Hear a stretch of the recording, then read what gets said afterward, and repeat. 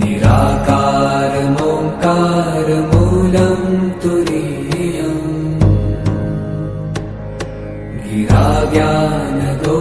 गिराज्ञानगोतीतमीशं गिरीशम्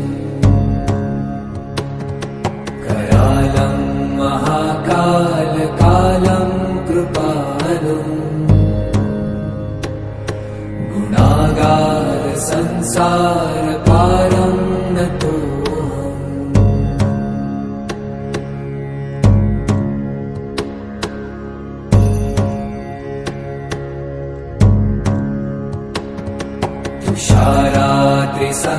तुषारात्रिसङ्काशगौरं गभीरम्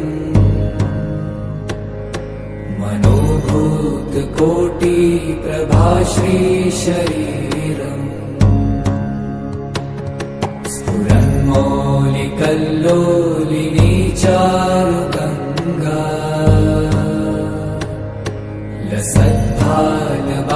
लसद्भालबालेन्दुकण्ठे भुजङ्गा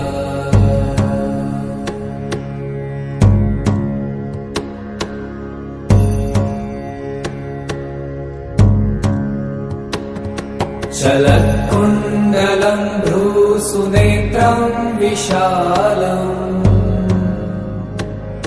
प्रसन्नाननं नीलकण्ठं दयालम् मृगाधीशचर्माम्बरं मुण्डमालम् प्रियं शङ्करं सर्वनाथं भजामि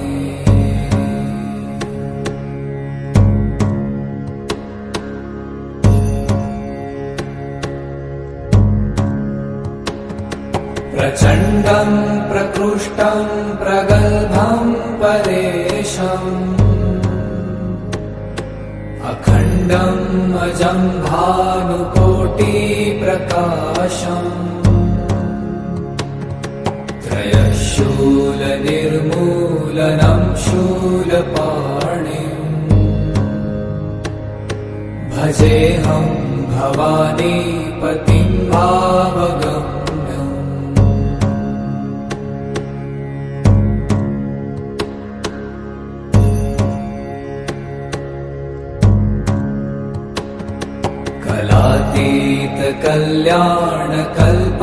कलातीतकल्याणकल्पान्तकारी सदा सज्जनानन्ददाता पुरारी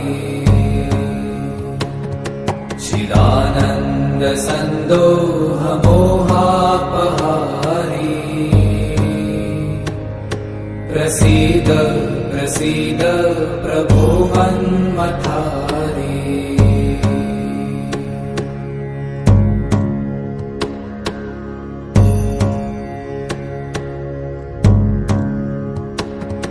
न यावत् उमानाथ पादारविन्दम्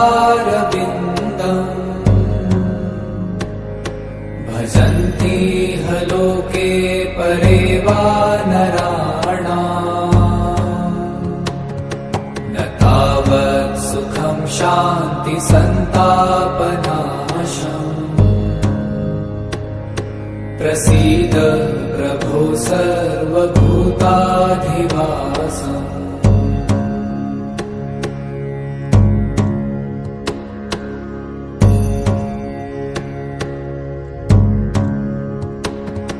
न जानामि योगं जपं नैव पूजाम् न तोऽहं सदा सर्वदा शम्भुतुभ्यम् जराजन्म दुःखौ गतातप्यमानम् प्रभो पाहि आपन्नमामीश शम्भो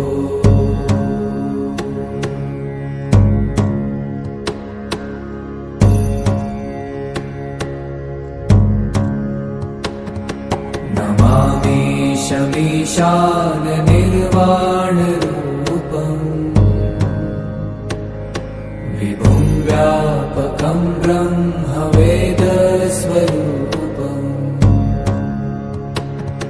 निजं निर्गुणं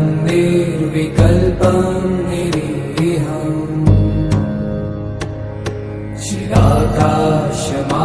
चिराकाशमाकाशवासं भजेऽहम्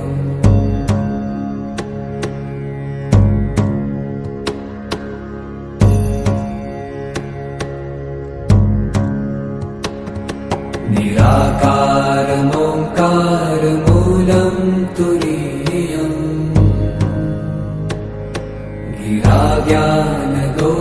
गिराज्ञानगोतीतमीशं गिरीशम् करालं महाकालकालं कृपालुम्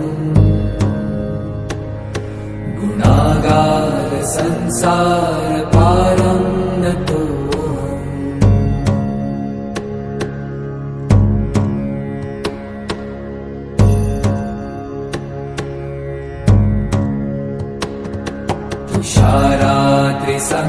तुषारात्रिसङ्काशगौरं गभीरम्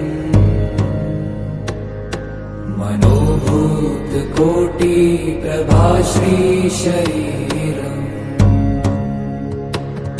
स्फुरन्मौलिकल्लोलिनी चारुगङ्गा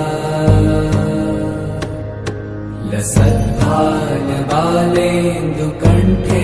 भुजङ्गा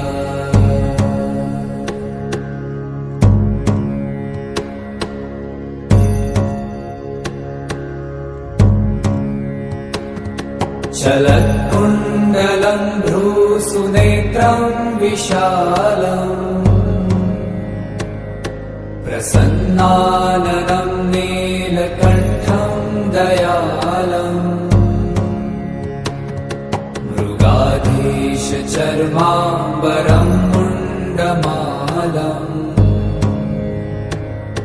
प्रियं शङ्करं सर्वनाथं भजामि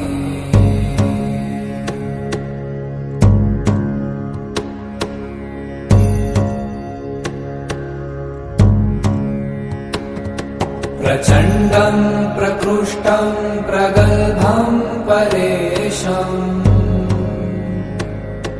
अखण्डं अजं भानुकोटिप्रकाशम्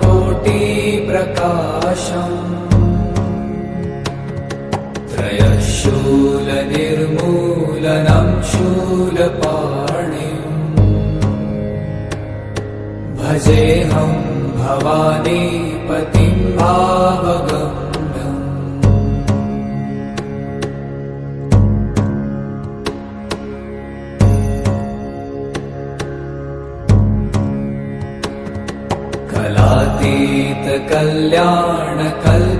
कलातीतकल्याणकल्पान्तकारी सदा सज्जनानन्ददाता पुरारी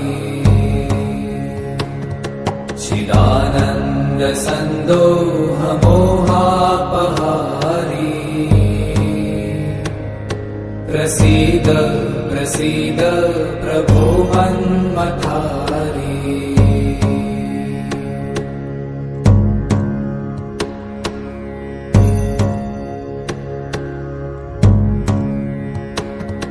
न यावत् पुमानाथ पादारविन्दम्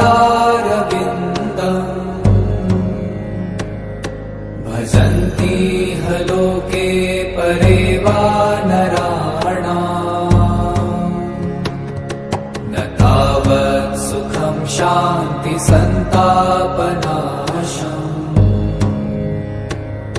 प्रसीद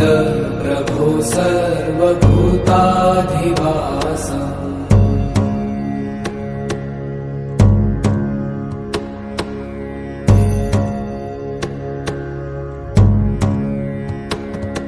न जानामि योगं जपं नैव पूजाम्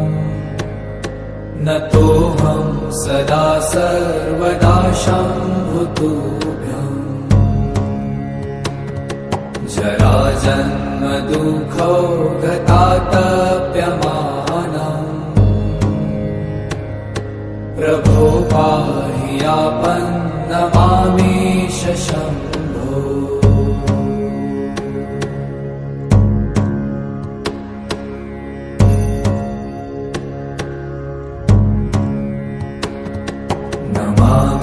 ईशमीशान निर्वाणरूपम्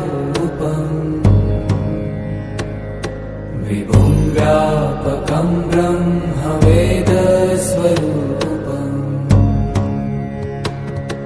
निजं निर्गुणं निर्विकल्पं निरीहम्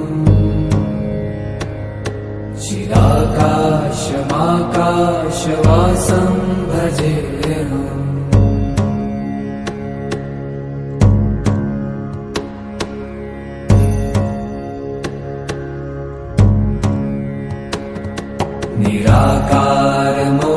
निराकारमोङ्कारमूलं तुरीयम्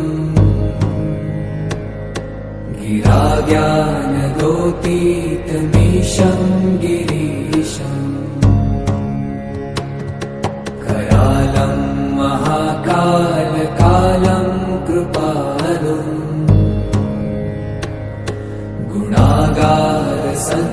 गुणागारसंसारकारं नतो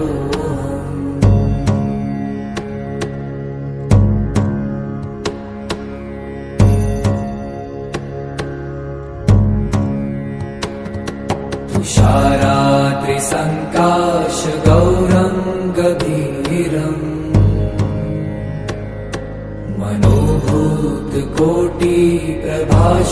मनोभूतकोटिप्रभाश्रीशरीरम्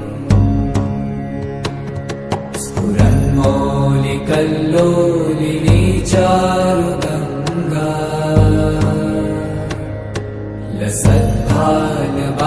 लसद्भालबालेन्दुकण्ठे भुजङ्गा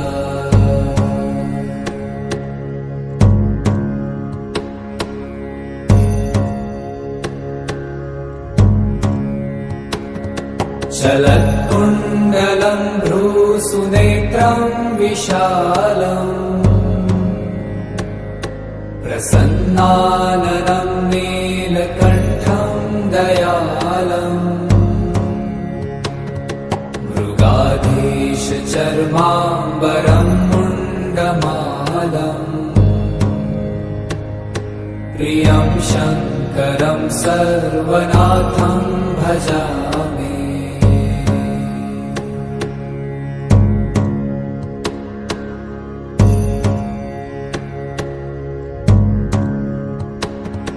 प्रचण्डं प्रकृष्टं प्रगल्भं परेशम् अखण्डं अजं भानुकोटिप्रकाशम्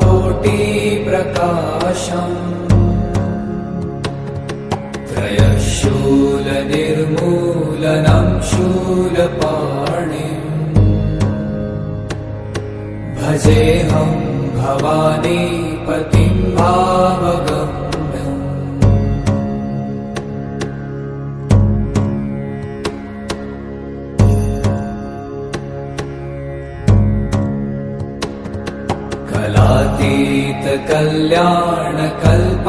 कलातीतकल्याणकल्पान्तकारी सदा सज्जनानन्ददाता पुरारी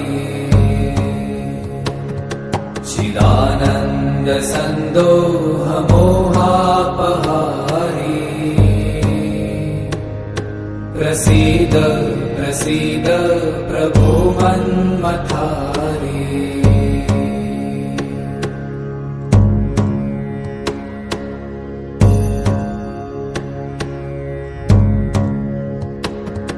न यावत् उमानाथ पादारविन्दम् भजन्ति ह लोके परे वा नराणाम् न तावत् सुखं शान्ति सन्तापनाशम् प्रसीद प्रभो सर्वभूताधिवासम्